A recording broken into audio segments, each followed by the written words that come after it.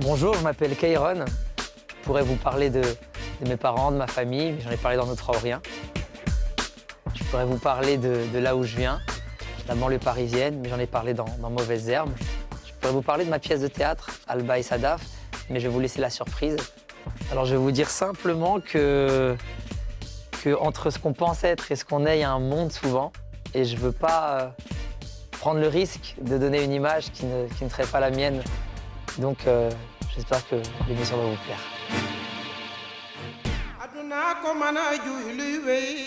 Un groupe mythique.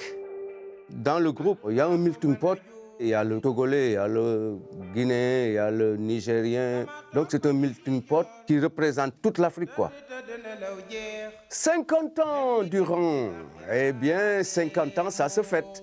On a déjà fêté à Dakar, on a fêté à l'Olympia. Cette salle mythique, c'était l'apothéose.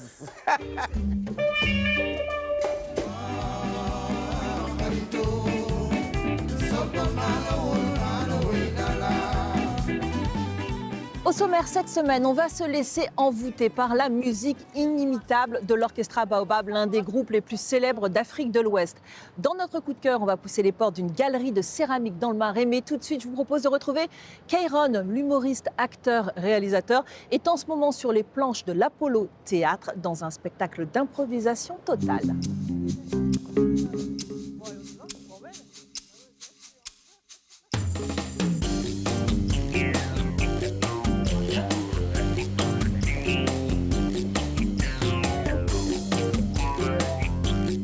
Bon, c'est ici que vous jouez tous les soirs dans un spectacle. Pas là, mais... Non, c'est ici que vous jouez tous les samedis soirs. Sur le métro, là, c'est catastrophique. Mais c'est dans ce théâtre, effectivement. Tous les théâtres dans lesquels je joue doivent correspondre à mon concept. Ouais. Pouvoir allumer la salle pour que moi, je sois bien allumé sur scène, qu'il y ait une synergie avec le public. J'aime pas trop les balcons. Ce qui te plaît aussi à l'Apollo Théâtre, c'est le rapport scène-public. Alors, dans mon spectacle, évidemment, et aussi sur Alba et Sadaf, parce qu'en réalité, la salle, c'est pas la même salle pour mon spectacle et pour ma pièce de théâtre, mais sur la pièce, le public est quand même très proche des comédiens, mais on a investi dans des micros parce que je voulais qu'ils puissent avoir un jeu vraiment cinéma, un jeu sincère et pas avoir à gueuler. Mais non, tu me dis que tu n'es pas, mais en réalité tu es. Je voulais pas que sans caricaturer le théâtre, hein, mais je voulais pas qu'ils dénaturent leur jeu. Donc il y a des scènes très sensibles, très dans l'émotion où il y a des vraies larmes, il y a des vrais moments de beauté, de poésie. Moi, ça me tenait à cœur que tout le public puisse avoir l'impression d'être avec eux en immersion. Bon, allez, tu vas tout nous raconter. Avec plaisir. En détail.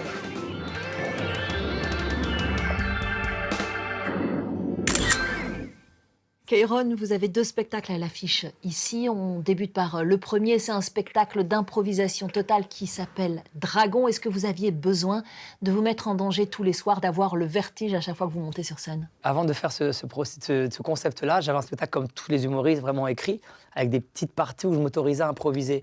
Et j'ai commencé à prendre plus de plaisir en improvisant avec le public, en créant des situations avec eux, qu'en récitant mes textes. Je suis quelqu'un qui s'ennuie très vite, je me lasse assez vite. Donc, au bout d'un moment, je me suis dit que je voulais articuler mon spectacle autour de l'impro. Vous avez dit improvisation totale, c'est pas vrai. Je ne vais pas mentir au public. Il y a une trame, et puis j'ai aussi plein de blocs qui existent que je fais dans un désordre. Parfois, je fais ce sketch-là, parfois, je le fais pas. Et, mais je suis le premier fan de ce qui va se passer dans la soirée. Les gens voient une mise en danger, moi, je vois un plaisir égoïste. Elle doit sûrement dormir, elle est pâtissière. Donc elle dort à 20h. Pendant 5 ans, t'étais avec la pâtissière. D'accord. Ça s'est terminé. T'en avais marre de te coucher à 19h30. Je comprends. Chérie, ce soir on prolonge. On regarde le JT. Vous êtes né à Téhéran, vous êtes arrivé en France à l'âge de 2 ans avec vos parents qui ont fui le régime iranien. Cet héritage à la fois politique et familial, de quelle manière il a influencé votre parcours d'artiste ? Il est présent vraiment tout le temps. Il y a une phrase que je dis souvent, c'est que toute la vie est une question de principe ou d'intérêt. L'humain a tendance à choisir ses intérêts. Et le fait d'avoir ce vécu-là, d'avoir les parents que j'ai, de savoir que eux, pour leurs principes, mon père a été jusqu'à Il a fait 8 années de prison. Il a été torturé pour ses principes, alors qu'au moment même où il le torturait en prison, il lui proposait un poste de ministre, qui refusait. Moi, je ne peux pas me permettre de choisir des choses par intérêt. Vous êtes humoriste, acteur, réalisateur aussi. Vous avez réalisé 2 films. Le premier s'intitule « Nous trois ou rien ». C'est un hommage à vos parents. Avec le recul, qu'est-ce qu'il a changé, ce film, pour vous?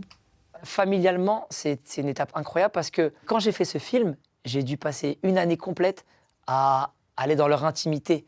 On s'est beaucoup vus, on a beaucoup parlé. J'ai appris des choses que, même sur des questions que je ne leur avais jamais posées, j'ai dû apprendre des choses pour la véracité du film. Et j'ai revu et redécouvert leur histoire. Ça nous a beaucoup rapprochés. Et ce qui est intéressant avec Nous trois ou rien, c'est qu'ils traitent de plein de thématiques en réalité. Ils traitent de l'immigration, mais ils traitent aussi de la famille. C'est une histoire de courage, ça parle de dictature, ça parle de femmes fortes, ça parle de banlieue parisienne, ça parle de rêves à atteindre, ça parle de plein de choses. Et du coup, plein de gens s'y reconnaissent. Et je reçois vraiment des témoignages aujourd'hui encore bouleversants. C'est pas un jeu, ils battent, ils vont le tuer. Mais qu'est-ce qu'il veut? Ce qui vous fait le plus peur, Un requin? une démocratie. Et c'est là que j'ai rencontré Férichté. Elle est parfaite. Je vais l'épouser.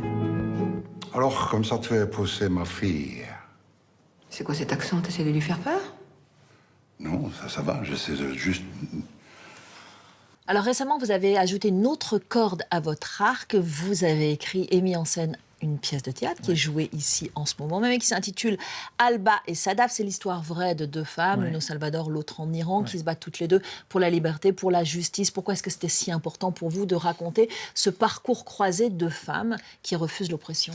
Je note toutes les histoires vraies qui me parlent dans mon téléphone. Je vous le montre. Non, c'est une blague.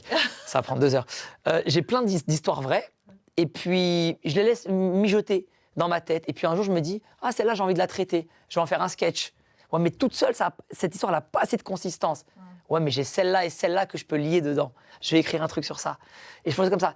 Et donc, ces histoires-là, moi, j'ai trouvé folles parce que les postulats de départ, les femmes en Iran n'ont pas le droit d'aller au stade de foot. C'est stupide. Et les femmes au Salvador et dans plein d'autres pays n'ont pas le droit d'avorter. C'est cruel. Et donc, je me suis dit qu'il y avait un truc à faire. Et je suis parti de ce postulat-là. Donc ces 2 femmes ne sont pas des militantes qui luttent, ce sont des femmes normales. Et j'aime bien un peu cette histoire de raconter une petite histoire dans une grande histoire. Je m'appelle Alba. Je m'appelle Sadaf. Chez moi, l'avortement est interdit. Et les femmes qui y recourent risquent des peines. Pouvant aller jusqu'à 50 ans de prison. Chez moi, les femmes n'ont pas le droit d'aller au stade. Pour les préserver de l'ambiance masculine. Soi-disant dangereuses pour leur pureté. 2 femmes. 2 continents. 2 histoires vraies.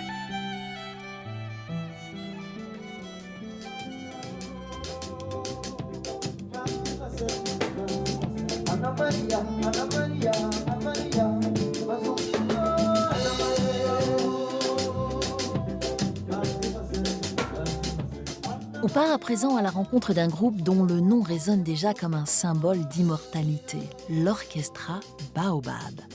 Né à Dakar dans l'effervescence des années 70, cette joyeuse bande de musiciens a su traverser les modes, les deuils, les renaissances, sans jamais perdre son identité.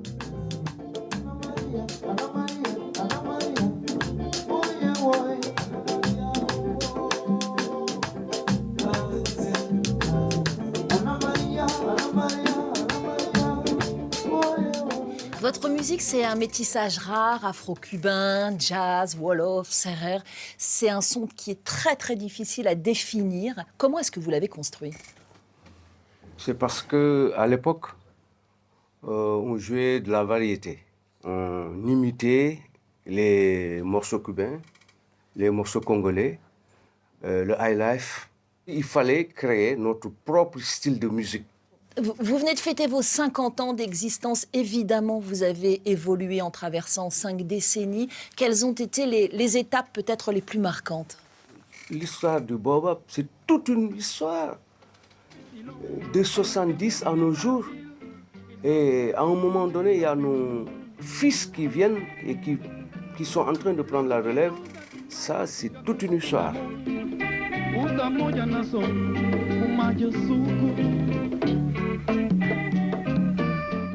Moi, je suis très touchée par toutes ces différences d'âge au sein du groupe. Comment se transmet l'esprit Baobab de génération en génération? C'est des jeunes qui aiment jouer la musique du Baobab parce que le Baobab, c'est un esprit. Cet esprit-là, alors si ça te prend, eh bien, tu es obligé d'incarner la musique du Baobab.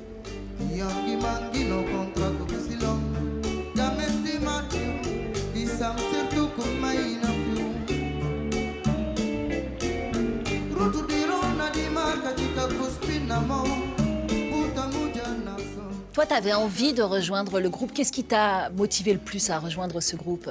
J'aimais beaucoup cette musique. C'est une musique que mes parents ont joué toute mon enfance. Et c'est la rumba congolaise. Ça, c'est ma culture parce que c'est le berceau de la musique africaine, la rumba congolaise. Vous avez connu des moments de deuil. Vous avez connu aussi des renaissances spectaculaires. Je pense notamment au début des années 2000. Vous avez été aidé par Youssou N'Dour, par le producteur Nick Gold. Ça a été une résurrection. Est-ce que vous pouvez m'en parler de ce moment-là? Eh bien, il faut tout d'abord rendre hommage à tous nos aînés qui sont partis et vraiment nous leur... Bon, je ne sais pas comment le dire encore. Ouais. Vous êtes ému? Nous leur rendons hommage. Eux, ils ont su créer la musique. Ils ont tout fait pour accéder sur le plan international.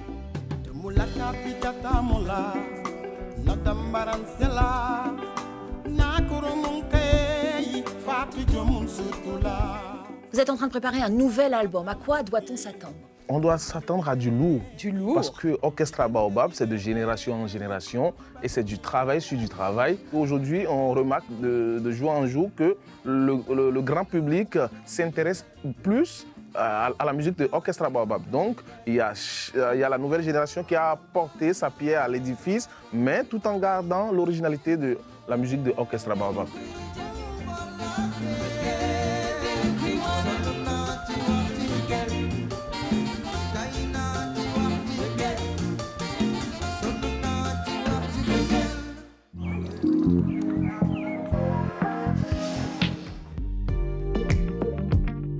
Dans notre coup de cœur, on traverse à la tombée de la nuit le pont Louis-Philippe dans le Marais pour aller découvrir une galerie consacrée à la céramique. Et vous allez le voir, la Galerie Grès est un territoire intime, un lieu de vie, de rencontre, de création. Bonjour Alban. Bonjour Valérie. Pendant des années, Alban Ergotte a mis en valeur le travail des autres. Aujourd'hui, elle ose enfin dévoiler et partager ses propres sculptures. Alban, avant de s'attarder sur vos créations, parlez-nous de la création de cette galerie. C'est un vœu que j'avais depuis longtemps, que je nourrissais, mais un peu comme un rêve inatteignable, d'avoir un endroit qui soit un endroit de création, qui soit mon atelier, et peut-être un peu au-delà, un endroit de partage. Et surtout, l'envie de montrer des œuvres que je ne voyais pas dans les galeries, dans les musées à l'époque. Alors, vous avez mis beaucoup de temps avant d'oser exposer vos propres créations. Qu'est-ce qui vous a décidé? Il y a eu quand même des demandes qui étaient de plus en plus récurrentes de la part des gens qui voyaient mon travail en coulisses et qui ne comprenaient pas bien qu'avec un lieu d'exposition, je ne donne pas à voir aussi cette partie-là de moi-même et de mon goût pour la céramique. Le dicton de la galerie, c'est à mes rêves la lenteur nécessaire, parce que c'est vrai que c'est un endroit où j'ai eu aussi besoin de cette respiration, dans un monde où tout s'accélère, et de prendre mon temps.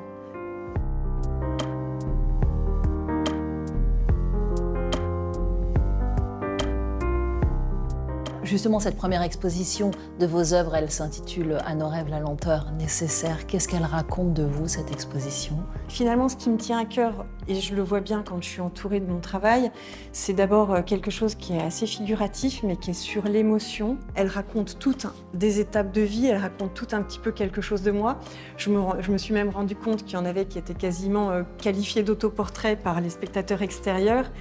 Et finalement, c'est vrai que parfois, j'arrive à me reconnaître aussi un peu dans certaines pièces, mais c'est jamais un objectif pour autant. Quand on parle de céramique, de quoi on parle exactement? Parce que je suis sûre que plein de gens ne savent pas. Au départ, il y a un bloc de terre. Qu'est-ce qui se passe ensuite? Alors, dans le cas particulier de mon travail, la céramique, ça va être de la terre argileuse sur laquelle je vais procéder par modelage, puis en évidant ou en grattant, en sculptant, en gravant. Ensuite, c'est un matériau qui va être cuit à très haute température. Ça nous donne un support sur lequel je peux travailler la couleur avec des terres teintées puis des émaux. Merci beaucoup Alban. On va se quitter au milieu de vos œuvres et on se retrouve très vite pour de nouvelles aventures du Paris des Arts.